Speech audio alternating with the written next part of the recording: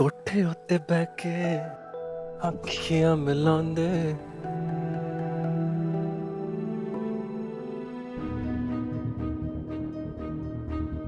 ऐसे हीरो बन के कहाँ जा रहे हैं? आपके साथ मिसेस गोयल कंपटीशन में। आज कोई वो हस्बैंड वाइफ वाला इवेंट है ना? इवेंट तो है, पर आपको किसने इनवाइट किया है वहाँ? सारे पार्टिसिपेंट्स अपने हस्बैंड के साथ जाएंगे तो हम भी तो साथ में चलेंगे ना स्मिता। प्रतीक, आपका दिमाग ठीक है? आप भूल गए हैं कि आप वहाँ मेरे हस्बैंड नहीं मेरे मैनेजर हैं। पर स्मिता, जब कंपटीशन वाले सामने से बुला रहे हैं तो आपको क्या दिक्कत है? आप ये छुपाने क्यों चाहते हैं कि हम दोनों हस्बैंड वाइफ हैं? प्रतीक, आपको समझ क्यों नहीं आ रहा है? ये छोटे मोटे कंपटीशन मेरा सपना नहीं है। मुझे बड़ा खेल खेलना है, मुझे मिस इंडिया खेले जाना है, जिसके लिए मुझे सिंगल दिखना जरूरी है।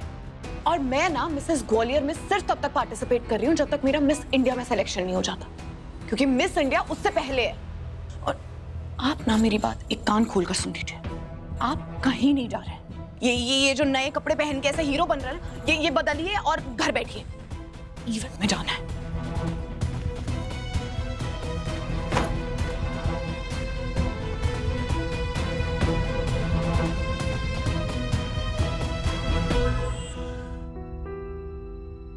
तुम तैयार नहीं हो अभी तक? मैं किस लिए तैयार हूँ? क्यों? आज उस मिसेस ग्वालियर कंपटीशन के इवेंट में जाना था ना तुम्हें? वहाँ अपने हस्बैंड के साथ जाना है और तुम मेरे साथ चलोगे नहीं तो मैं अकेली जाके क्या करूंगी? मैं घर पे ही ठीक हूँ। और अगर मैं तुम्हारे साथ चलूं? हाँ मतलब, अगर तुम अब भी चाहती हो कि मैं तुम्हारे साथ चलूं तो मैं चलूंगा। सच में? पर तुम तो स्मिता के साथ जाने वाले थे ना? हाँ, पर अब मैं तुम्हारे साथ जाना चाहता हूँ, अगर तुम्हें कोई प्रॉब्लम ना हो। मुझे क्या प्रॉब्लम होगी? बल्कि तुम कहोगे तो मैं तुम्हें गोदी में उठा के ले चलूंगी। गोदी में? हाँ, सर पे नहीं ले जा सकती ना, मेरा हेयर स्टाइल खराब हो जाएगा। लेकिन एक मिनट, तुम मेरे साथ मजाक नहीं कर रहे हो ना प्रतीक? मैं तुम्हारे साथ कोई मजाक नहीं कर रहा हूँ, चलो। Thank you thank you thank you. जल्दी तैयार हो, लेट हो जाएंगे वरना। हाँ, बस 2 मिनट। हाँ, 2 मिनट। प्रतीक भैया, मैं मानती हूँ दिव्या ने आज से पहले बहुत गलतियां की है, पर अब वो बदल रही है। उसे अपनी गलतियों का एहसास हो रहा है और सच्चा जीवन साथी वही होता है जो आपके रिश्ते को इज्जत दे, जिसे आपको अपना पति कहने में गर्व महसूस हो, ना कि वो जिसे शर्म आती है। और दिव्या तो आज आपको सच में अपने सर का ताज समझती है। समय आ गया है प्रतीक भैया, जब आपको समझ आ जाने चाहिए कि कौन आपकी पत्नी बनने का दर्जा पाने के लायक है।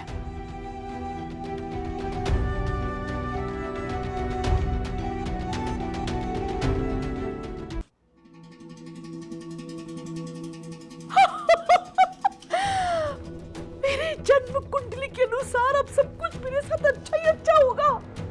मेरे सारे ग्रह नक्षत्र अब 5 कैरेट हीरे की तरह चमक रहे हैं। Thank you Mata Rani. सुन, मेरा मूड बड़ा अच्छा है, कोई बढ़िया सी खबर सुना। तो माँ, खुशखबरी ये है कि ध्रुव को ऑफिस में एक लड़की के साथ जबरदस्ती करने के चक्कर में पुलिस ने अरेस्ट कर लिया। क्या? कब? क्यों? मतलब कैसे? हुआ क्या था? सुन, सब कुछ मुझे डिटेल में बता। हाँ, मुझे तो बस इतना पता है कि कल रात को शराब पीकर ध्रुव ना ऑफिस में एक लड़की के साथ जबरदस्ती करने की कोशिश की और उसको पुलिस ने जेल में डाल दिया। क्या? क्या? क्या क्या क्या? अरे तुम इतनी हैरान क्यों हो रही हो? ये तो होना ही था। पूरा परिवार एकदम घटिया चाल चरित्र का है। आज तक दोनों भाई बहन ने कोई ढंग का काम नहीं किया। हाँ, देख लो कैसे उन्नति पे जबरदस्ती इल्जाम लगा के उसे अंदर करवाया था। अब खुद जेल की हवा खा रहा है। और माँ, इस बार ना लंबा अंदर गया, जल्दी से बाहर नहीं छूटने वाला। इसका मतलब अगर ध्रुव गया तो पीछे पीछे रीत भी जाएगी। ये देख, मेरी कुंडली में लिखा है कि अब मेरा वक्त बदलने वाला है। अरे तुझे समझाती हूँ, ये जो है ना, ये जो यहाँ आ जाता है ना। तुमने जैसा कहा था मैंने वैसे ही किया। तुम्हें अपना वादा याद है ना? ऑफ कोर्स मुझे याद है। हमारी कंपनी जैसे हमें वापस मिलेगी ना, मैं तुम्हें ढेर सारे पैसे और बढ़िया सा प्रमोशन भी दे दूंगी। You don't worry about that.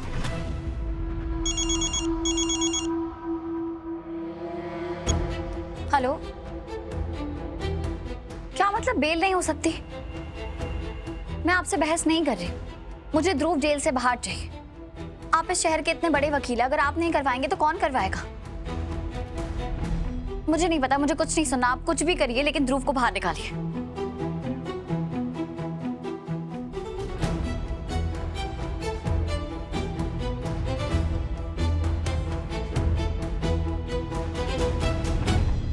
मुझे उम्मीद है उन्नति कि तुम्हारा इस सबसे कोई लेना देना नहीं है और तुम ध्रुव से बदला नहीं ले रही। ओह प्लीज, मैं ना तुम्हारे भाई जैसी नहीं हूँ जो दूसरों पे झूठा इल्जाम लगा के जेल भेजूंगी। मैं जानती हूँ तुम कैसी हो और कितना जहर भरा है तुम्हारे अंदर। अगर तुमने कुछ भी किया है तो मुझे अभी बता दो, मैं किसी को कुछ नहीं बोलूंगी। लेकिन अगर मुझे बाद में पता चला ना तो उसका अंजाम अच्छा नहीं होगा। तुम मुझे धमकी दे रही हो? मैं अभी भैया को बताती हूँ, वो बताएंगे तुम।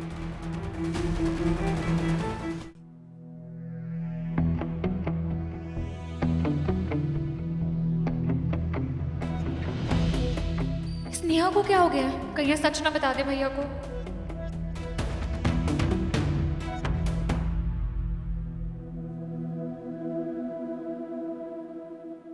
तो ठीक है उन्हें?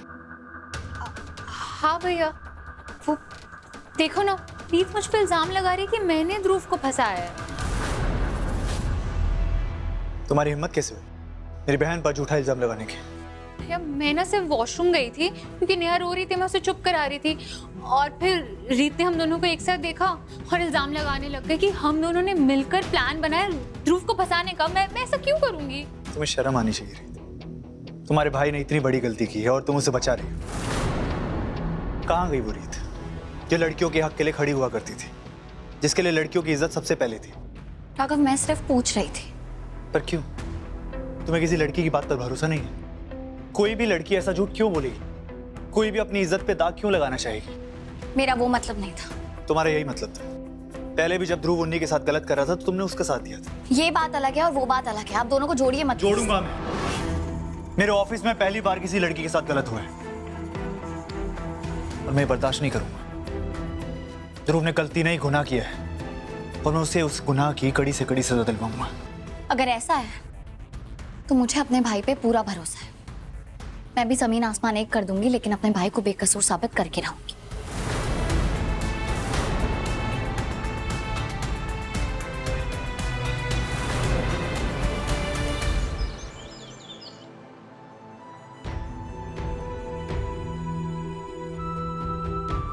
ध्रुव,